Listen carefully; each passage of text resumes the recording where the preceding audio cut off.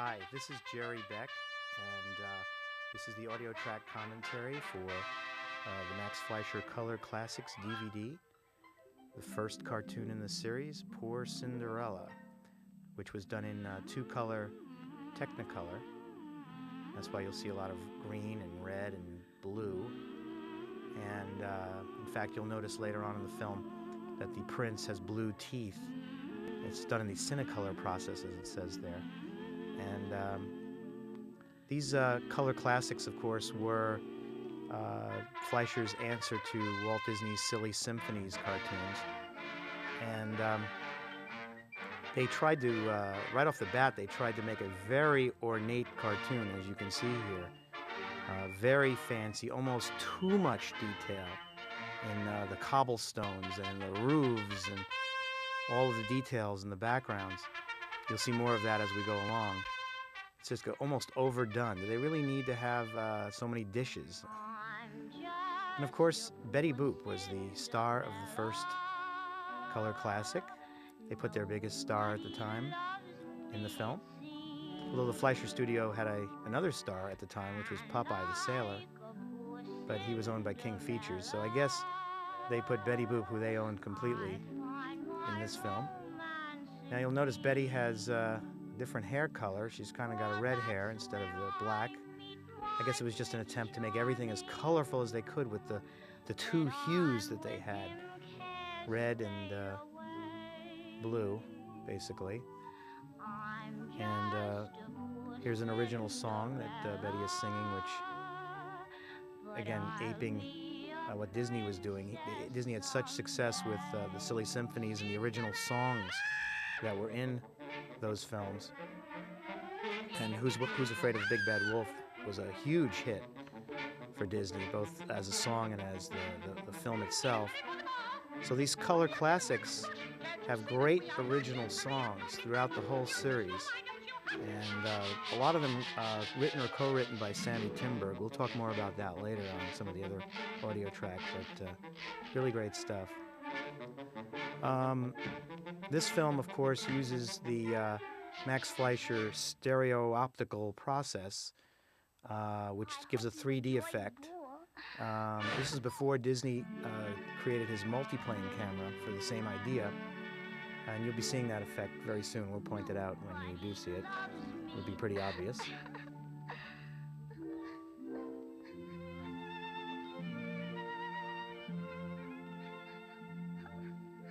Cinderella, pretty Cinderella, you're unhappy, I can see.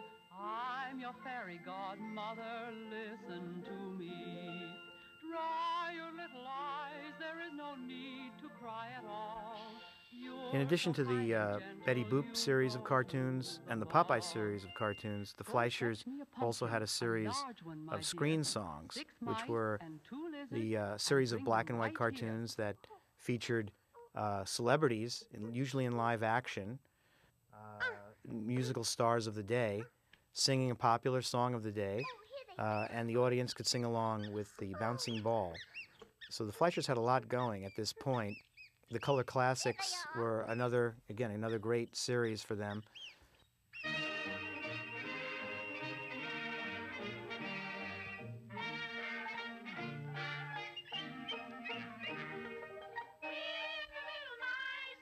Now you're probably listening to Betty's voice. I think to add to the specialness of this cartoon, the Fleischers decided to upgrade Betty Boop's voice. What's wrong with my voice? Oh, what are you doing here? I'm just a poor Cinderella. Nobody loves me, it seems. There's nothing wrong with my voice. Well, that's great, but Max Fleischer didn't use your real voice in this film, did he? Well, I was too busy with my regular cartoons, like Little Pal, You Won a Spot in My Heart. What about that one? Oh, that's great. What can you tell us about the color classics? As long as I have you here for this audio track commentary, what's the story behind this cartoon? That's my stand and my body double. I never had red hair like that. I'm a brunette, not Lucille Ball.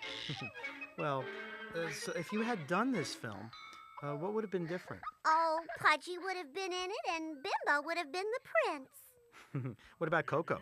Well, he would have been an evil stepsister. Can I sing a song? Oh, well, why not? Sure, go ahead. I'm just a poor Cinderella. Nobody loves me, it seems. And like a poor Cinderella, I find my romance in dreams. For that's where I meet my Prince Charming. When I'm with him, cares fade away. I'm just a poor Cinderella, but I'll be a princess someday. That was pretty good. That was much better than the person who sings it on the actual track. What was it like working with Max? Oh, Uncle Max was very loving, and he always would rescue me from the inkwell. You did a lot of cartoons with Grampy and Pudgy. Did you have a favorite? One of my favorites is Little Nobody with Little Pudgy, where Pudgy gets his feelings hurt from some dog who lives next door, and he comes back over to me, and I have to sing to him and get his spirits up, and I particularly like that one because it's so heartwarming. Well, thank you for dropping in on this audio track commentary of Poor Cinderella. Well, thank you, Jerry. Bye-bye. Hail the Prince!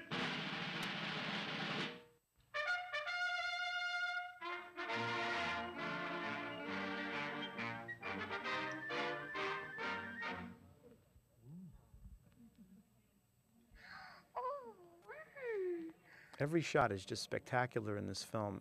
There's just so much detail, so many extra characters. Every little building has so many little nuances to it. And they just went all out to make particularly this first cartoon, just a spectacular effort. Really, not many of the other ones are this elaborate. Later on, we'll see Somewhere in Dreamland, which was the first one in full 3-strip Technicolor, and that one has a lot of elaborate background settings that I believe done to show off the full color. But this is the most elaborate one of the series.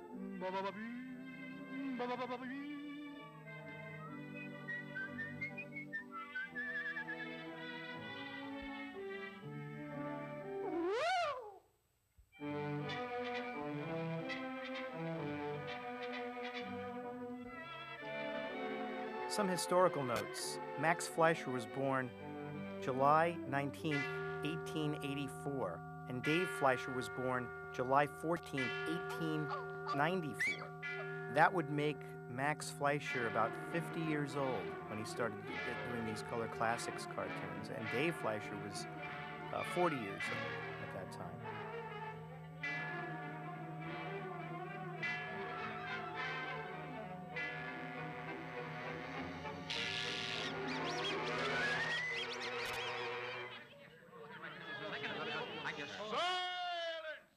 Max Fleischer created the rotoscope in 1915, and it was patented in 1917, and it's still in use today by special effects technicians and animators.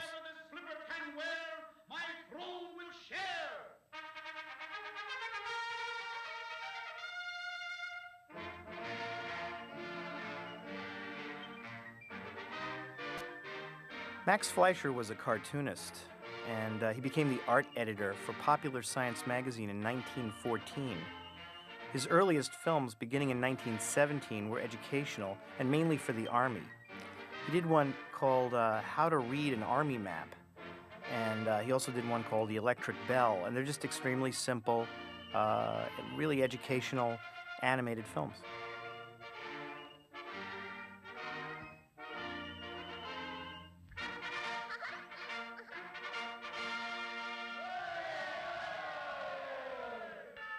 Here's one of those great 3D backgrounds that we were talking about. This was done on a tabletop setup. It was shot horizontally, not vertically. Usually an animation camera is above, shooting animation artwork below. And they would build these sets on a round table, a giant round table, very intricately done. And they would place a pane of glass in front of the sets. They would put the animation art on this pane of glass and shoot it one frame at a time, and then move the set one frame at a time, and it would give off that three-dimensional look. And it's really spectacular. And the title cards at the beginning and end of this film are unique to this film. Starting with the next film, they set up a certain standard title card art that lasted for half of the series. The titles for this film were done more like a stage play with the curtain coming down. It's very spectacular. Separate curtain for the Paramount logo.